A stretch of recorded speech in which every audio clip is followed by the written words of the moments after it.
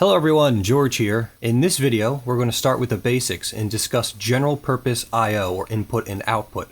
You're going to need 3 data sheets downloaded, and they're going to depend on the device you're using. Once again, we're using the Explorer 16/32 along with the PIC 24FJ256GA110. So the 3 data sheets you're going to need first is the Explorer 1632 schematic, which can be found on the Explorer 1632 website.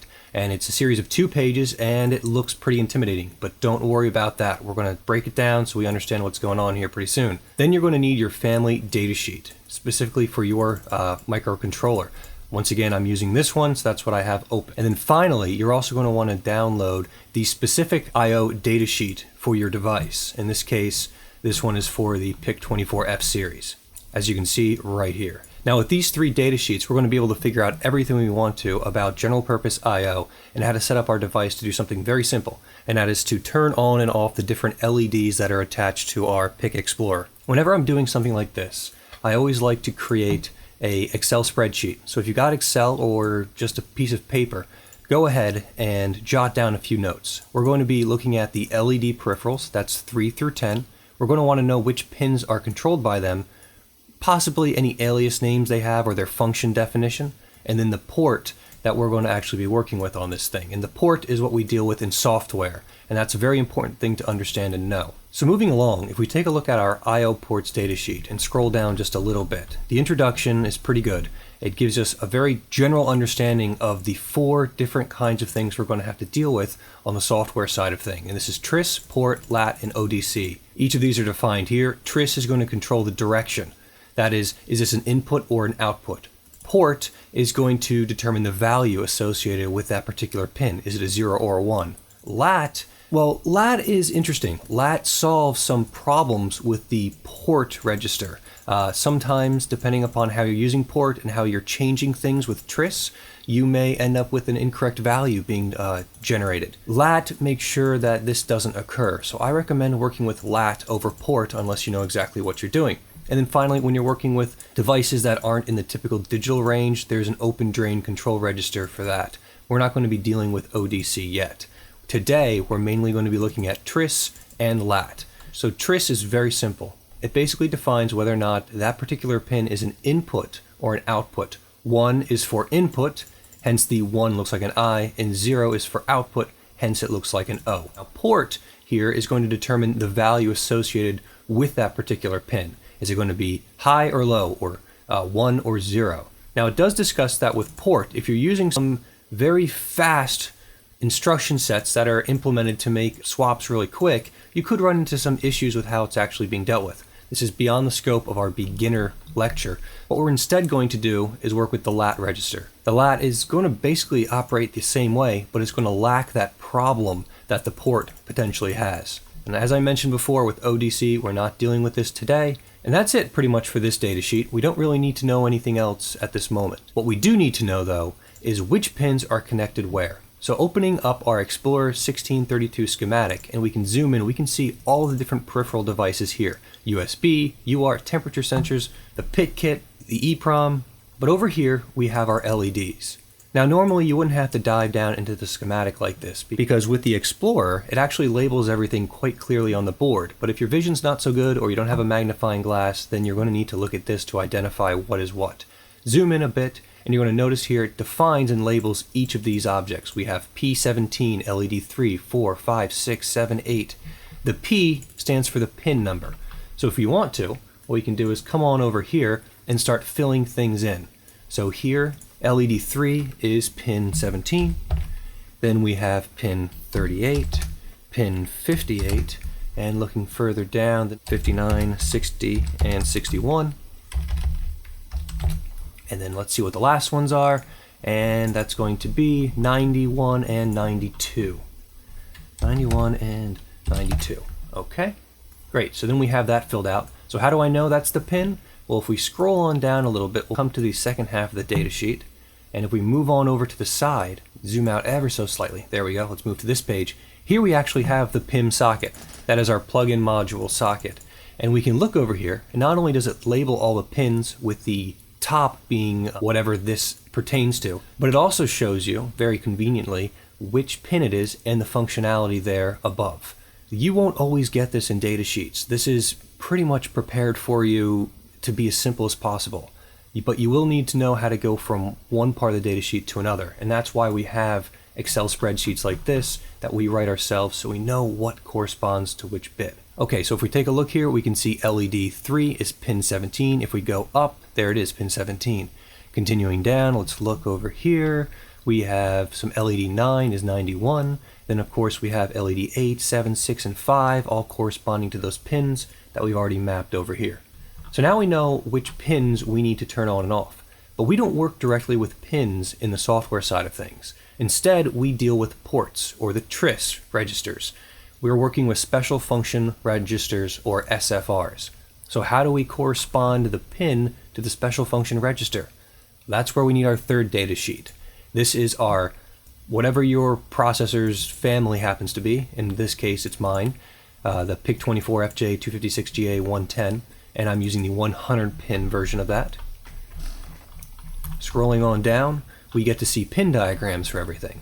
Now you'll want to scroll down to your particular one, and here I've identified the PIC24FJ256GA110, and in this case we can zoom in a little bit, and if you wanted to, you could look at this pin diagram and you could try to figure out, okay, well, this said it was pin 100, so 100, excuse me, this said it was pin 92, so pin 92 is also known as CN40RA7, so maybe I want to write those ones down here inside of my function part right here. So let's just type one of them in right now. See, RA7, okay. But let's continue to go down the data sheet and see if there's something a little bit more helpful in terms of defining what this mapping from hardware pins to software. So scrolling down a little bit further, we go through some simple information. Then we go through features and functionality and peripherals, some block diagrams, and now we get to what we really want, and that is our family pinout descriptions. So right here are descriptions. You're going to want to usually start with the functionality of this thing. And over here in the description, if you're not familiar with these acronyms, is where you're going to want to start first. So over here, here's all our analogs, or you don't need analogs right now. Let's keep scrolling on down. Here's interrupts, if we want to deal with them. And what you will notice if you take a look at these pins are going to be duplicated multiple times. With the PIC family of devices, we have the ability to change the peripheral we're working with. At the moment, we're just working with GPIO, or general purpose IO, and that's typical. Now if we take a look, we have another interrupt section. Going down a little bit further, we have more information. We can skip all this, and then digital IO, port A. We can see here the functionality for each of these, and of course, the pin number associated with each one.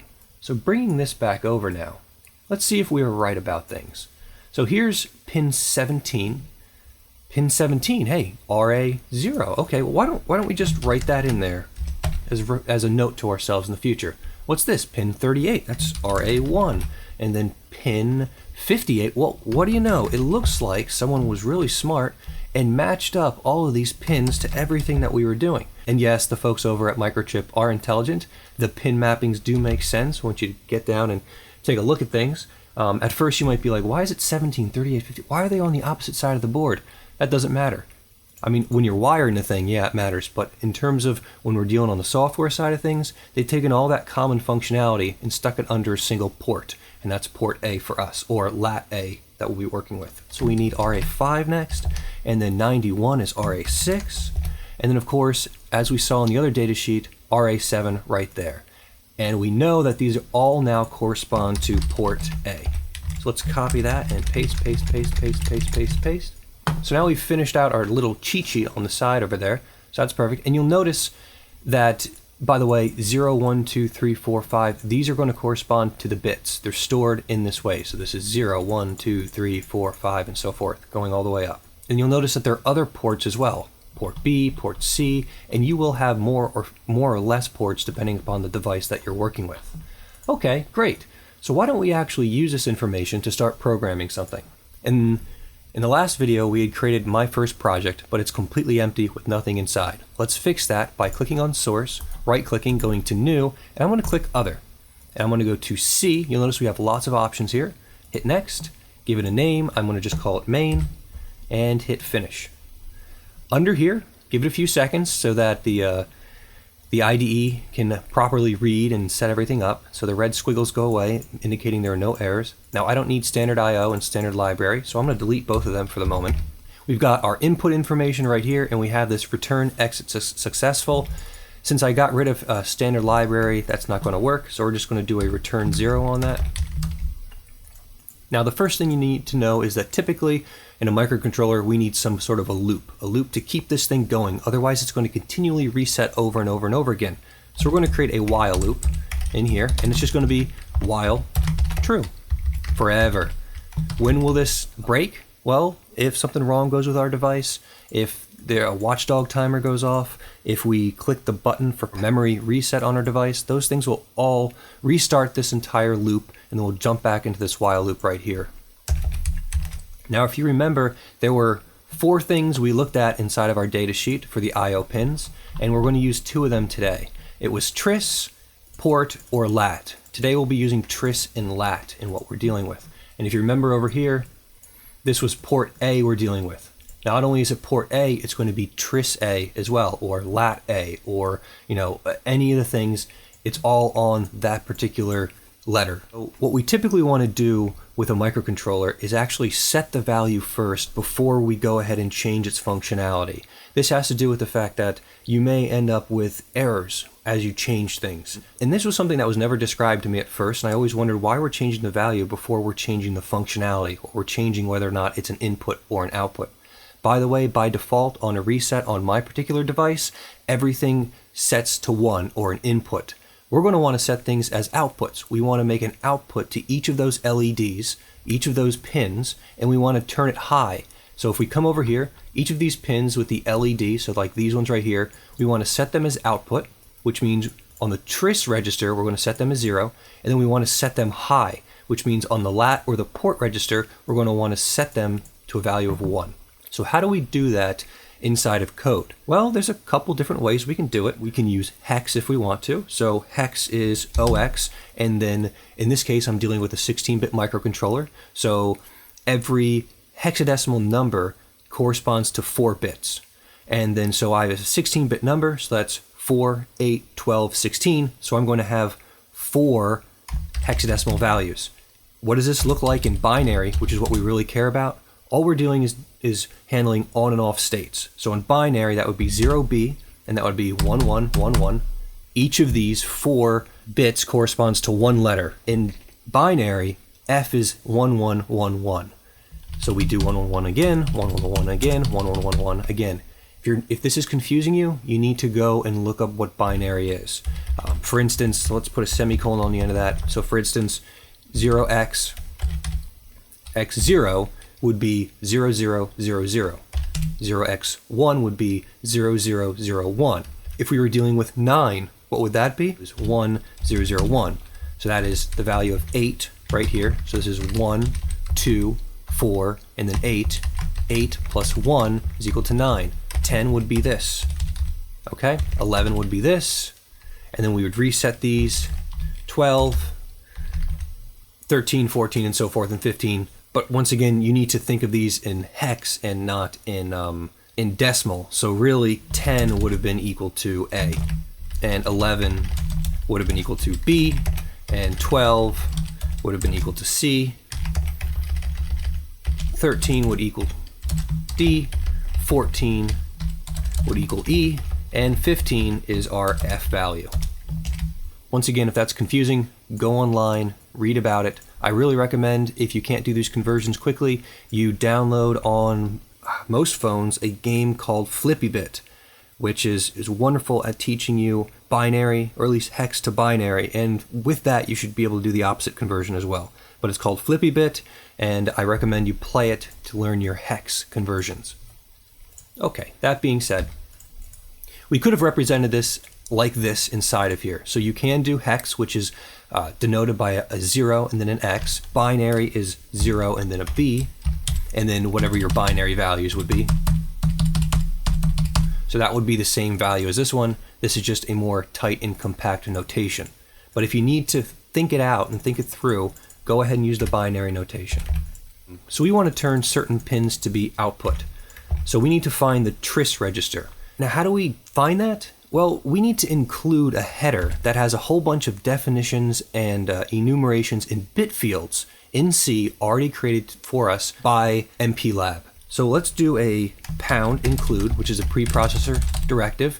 And what we want to do is use these, and I'm going to hit Control and Spacebar to bring up the shortcut to see all the different headers that I have access to. And you'll notice we have all these different devices, P24, FJ128.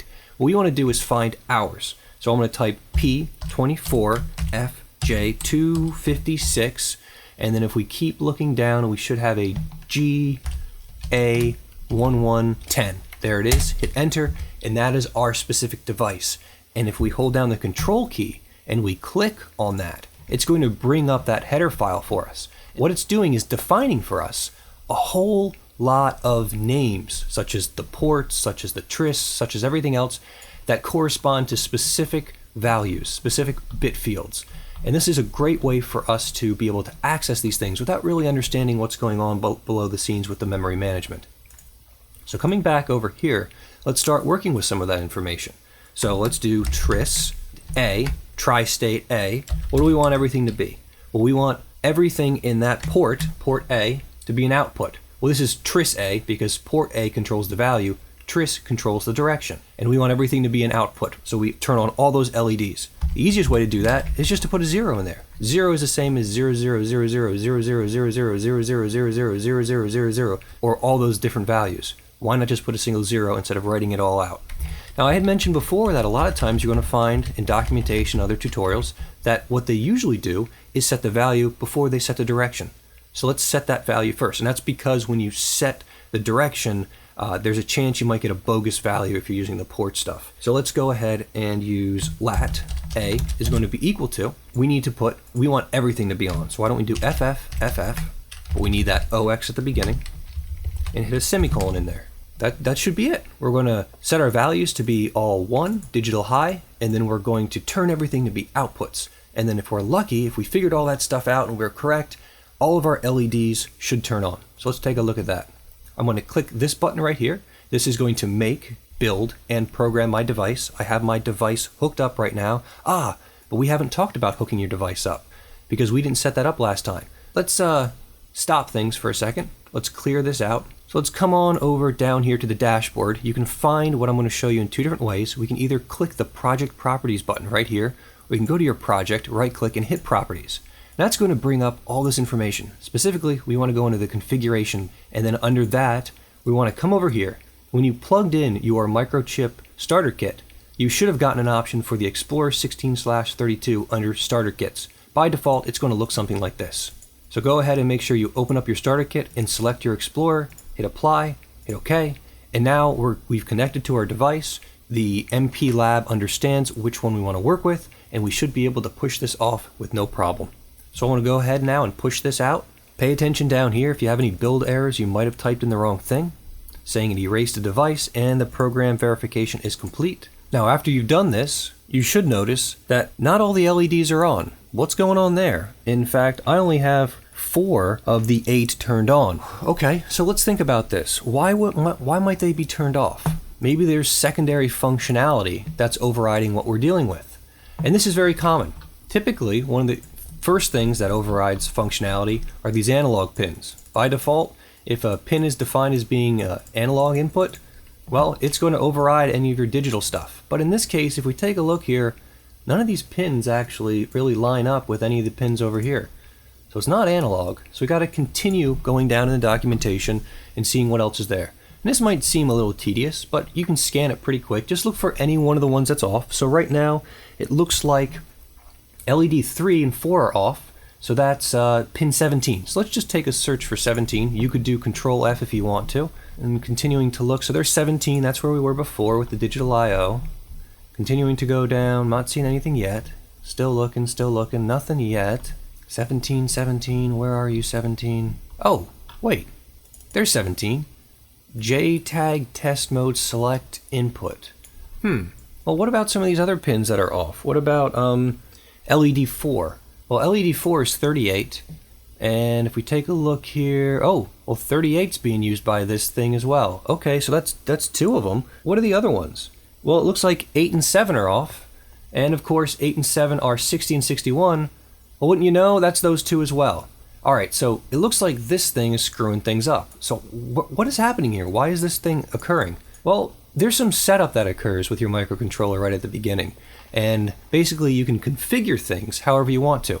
The way you set up your configuration and turn off or disable certain portions of this is by going to Run, Set Configuration Bits, and then down here you'll get another window. And if we take a look here, this is the configuration that's going on with your device right now. And as I'm looking here, I'm seeing that, well, we're doing all kinds of things. We're setting I2C, we're doing the oscillator stuff, which we'll all talk about. There's a watchdog thing. But down here at the bottom, JTAG port enable. JTAG port is enabled. That's what's screwing us up. So let's turn this off. Now that it's off, I want to generate source code. Control A, Control C, all that information. And let's create a new source file. New, other, go to C. Let's just create a source file, hit next. I'm going to call this configuration bits. Hit finish. I'm going to go in there and I'm going to paste that all inside. So this is our setup code right at the beginning. This stuff gets processed right off at the start before anything else, and it's going to enable and disable certain features on our microcontroller. And specifically, we wanted to turn that JTAG off. So now that we've done that, let's see if this fixes our problem. So let's go ahead and first do a build by clicking this hammer right here. Take a look if we have any problems with our build. Build successful. Now let's go ahead and push that to our chip. Make sure you monitor this and that it actually worked. Now in my case, all my LEDs turned off, so what I'm actually going to do really quick is just power cycle this thing. Alright, and after power cycling it really quick, everything works. All of my LEDs are completely on, all the way from LED 3 to LED 10.